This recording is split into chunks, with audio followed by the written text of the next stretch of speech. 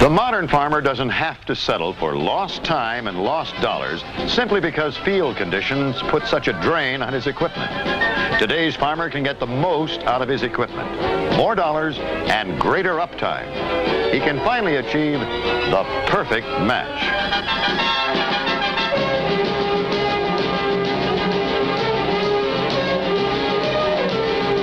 The perfect match is the ideal combination of ballast, tires, and implement sizing, adding up to the most efficient use of your tractor's available horsepower. So let's start with ballasting. What is it? What are you doing when you add ballast to a tractor? Well, simply stated, you're adding weight to improve traction. Now, here's why proper ballast is so important. Under normal operating conditions, with the correct amount of ballast, intermittent overload occurs and the wheel spins on the top of the ground momentarily, then gains its grip again and continues on. When the tractor is overweighted and this slip occurs, the weight causes the tire to roll deeper in the soil, causing a bulldozing effect and compacting the soil under it. It virtually digs a burrow in the soil for a few seconds and finally heaves itself out of the rut and continues on. Well, needless to say, this continuing process wastes fuel, horsepower, and it puts an enormous strain on the drivetrain. Now, with too little weight, the tires lose traction. This slows down work and causes excessive wear to the tires. Let's take a look at how you can cut down on this unnecessary wear and tear and get maximum utilization of your available drawbar horsepower. It's simply a matter of establishing optimum ballast. If you have a new tractor, or if you question whether your tractor is ballasted correctly, we're going to give you a formula that will allow you to establish proper ballast before you ever get into the field. It's a very simple formula based on years of experience. You'll need to know 3 items. First, your rated engine horsepower for 4-wheel drive tractors and PTO horsepower for 2-wheel drive tractors. Second, the gross vehicle weight for 4-wheel drive tractors and rear-wheel drive weight for 2-wheel drive tractors. And third, your expected ground speed in miles per hour. Experience has shown us that the most severe ballasting problems have occurred on 4-wheel drive tractors.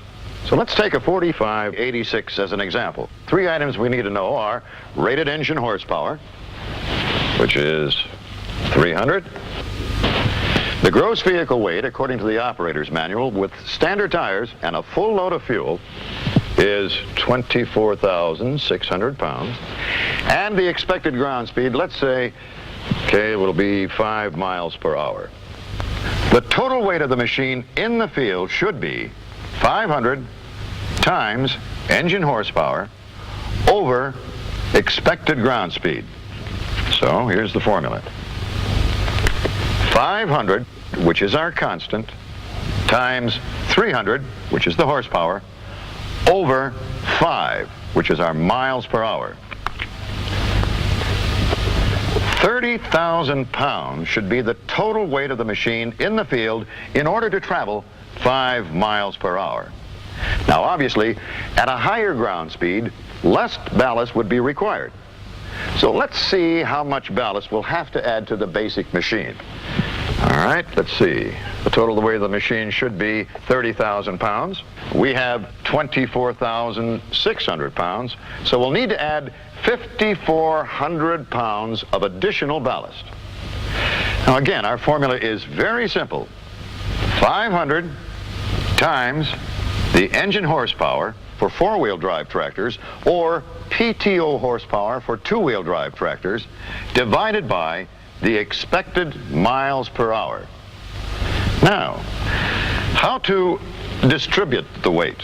Now, according to the operator's manual, 60% of the weight should be placed on the front axle and 40% on the rear axle to achieve 50-50 weighting during load.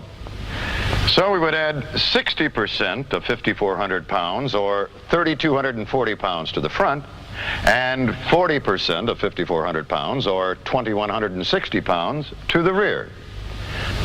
On a 2-wheel drive machine, you only have to add enough to the front to keep the tractor stable for safe steering. So we now have a basic starting point for our 4586 tractor to travel 5 miles per hour with proper wheel slippage. As a final check of our ballast, we'll have to do a slip test in the field. With the implement in the ground, make a chalk reference mark on the side of the tire. Start the tractor moving and mark the spot where the chalk hits the ground. Then continue alongside the tractor and count off 20 revolutions of the tire. Where the chalk hits the ground on its 20th revolution, mark that spot. Lift the implement and return to the start of the course. Remark the tire in line with the first marker you placed on the ground. Go through the course again with the implement up. Count the number of tire revolutions between the two markers. The percent of slip equals the number of revolutions loaded minus the number of revolutions unloaded divided by the number of revolutions loaded times 100. Now let's say it took 18 revolutions of the wheel to travel between the markers the second time. Now in this example we have a 10% slip. Now if wheel slippage is between 10 and 20%, the ballast is correct. Some slippage must occur for motion to take place. If the slip is from 0 to 9%, you don't have enough, and you're putting an excessive strain on your drivetrain. You should remove some ballast. If it's more than 20%, add some ballast, but make sure that you don't go over the maximum warranted tractor weight.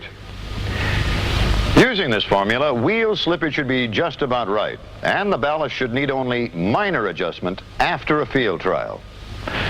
And what's the result? Proper force applied to the ground through the tire for the maximum use of available drawbar horsepower. This is the goal of ballasting. Now, what about tires? Well, since traction occurs where the tire meets the soil, tires, soil condition, and pressure on the soil must be considered also when talking about achieving the most efficient use of available horsepower.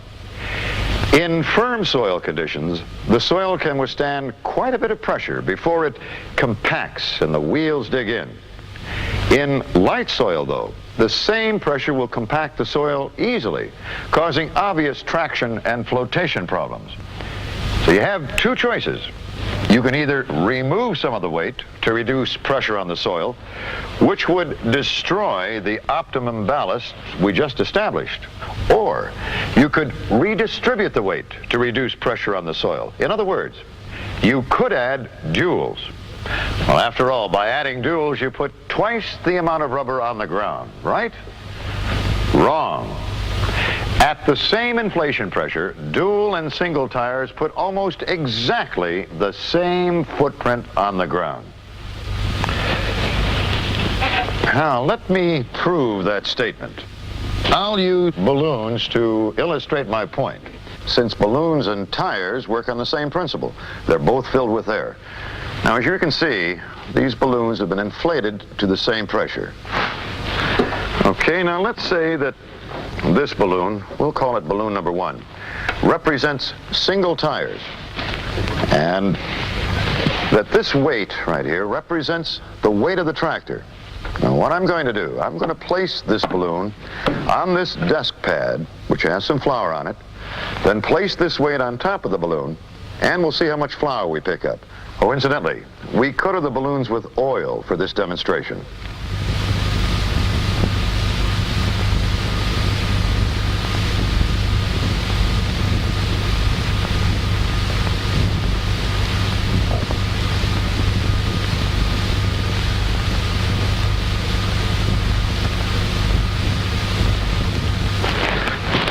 All right, now I'm going to take balloons number 2 and 3 here, which represents dual tires and the same weight, Put them in the flour and see what happens.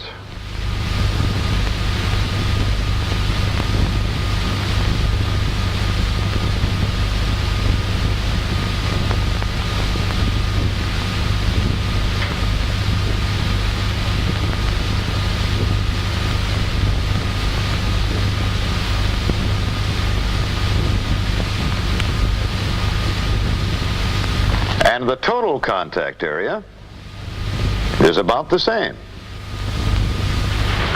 Now, let's see what will happen when we take a couple of other balloons with reduced inflation and then put them in the flour with the same amount of weight.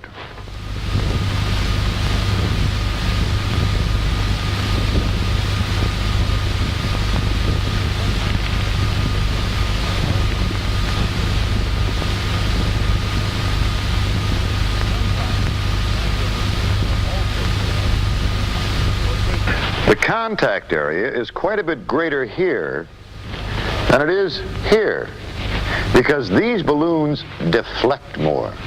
Now, to relate this little demonstration back to our duals versus single situation, when the pressure in the tires is reduced, the pressure on the soil is reduced. You have a larger contact area because the tires deflect more. This is the big advantage of duals in improving flotation. You can reduce inflation pressure to less than that of a single tire while still carrying the same amount of weight. Oh, one thing to keep in mind though, adding duals will increase the overall weight, so make sure you remove some ballast to compensate for this. Otherwise, you'll destroy the optimum ballast that you've already established. Let's illustrate this theory again with a practical application. We'll do a pull test at a constant rate of slip with single tires, with duals at the same inflation pressure as the singles, and with duals at a reduced inflation pressure. The use of duals at a lower inflation pressure is the only way to achieve a significant increase in flotation by virtue of increased tire contact with the ground. Now that brings us to the third and final element of the perfect match: sizing the implement to the tractor. And with a large investment in a tractor, you naturally have quite high expectations as to its productivity, and the tendency is to buy the biggest tillage tools you can. But a large size implement doesn't necessarily ensure high productivity. Now, whether you pull a narrow implement at high speed or a wide implement at slow speed, your acres per hour is going to remain approximately the same because your available horsepower is the same in either case. The big difference is in wear on the tractor. For example, if a given ring gear has a life of 10,000 hours at 5 miles per hour, its life will be reduced to 6,500 hours at 4 miles per hour, and only 1,400 hours at 3.5 miles per hour. The tractor is delivering the same horsepower in each case, but torque increases as field speed decreases, and as torque increases, gear tooth loading and wear accelerate dramatically. A simple formula has been developed over the years which makes it easy to strike the perfect match between tractor and implement. 3 variables must be known: how much usable drawbar horsepower is available, the ground speed, and the particular soil resistance. To determine usable drawbar horsepower, use this table. Now, let's say your tractor is rated at 225 maximum engine horsepower. To determine usable horsepower, just look down this column labeled engine to the type of soil condition you'll be working in. 0.55 is the multiplier you use. The usable drawbar horsepower would be 0.55 times 225, or 125 horsepower. 5 miles per hour is a good overall speed for this calculation, although you may vary from 4.5 to 6 miles per hour. Soil resistance, naturally, will vary considerably, depending on the depth, type of soil, and moisture content. But this table should give you an approximate idea. For example, a moldboard plow traveling at 4 to 5 miles per hour in average soil conditions would encounter approximately 1,200 pounds of draft per foot of width. Keep in mind, though, that these figures were developed based on very specific soil conditions. Once you become familiar with the procedure for matching implements to horsepower, you'll be able to use this same method for developing your own particular soil resistance data. Knowing your usable drawbar horsepower, your expected ground speed, and the soil resistance, you're now ready to determine the right size implement for the application. Start at the right-hand column, drawbar horsepower. At 125 horsepower, draw a line through 5 miles per hour and continue the line to the center column, and you stop at 9,300 pounds. All right, then begin another line at the far left-hand column, draft per footed width. Start this line at 1,200 pounds and draw the line toward the center until it meets the first line at 9,300 pounds.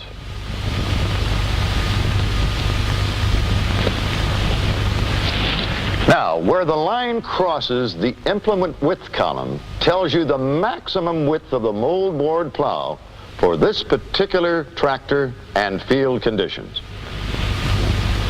Oh, by the way, copies of these 3 charts, which I've just been using, are available through your International Harvester dealership, so you can start sizing your own implements. Well, there you have it. The 3 key elements to striking the perfect match with precise ballasting, tire selection, and implement sizing. You're on your way to getting the most out of your International Harvester tractor.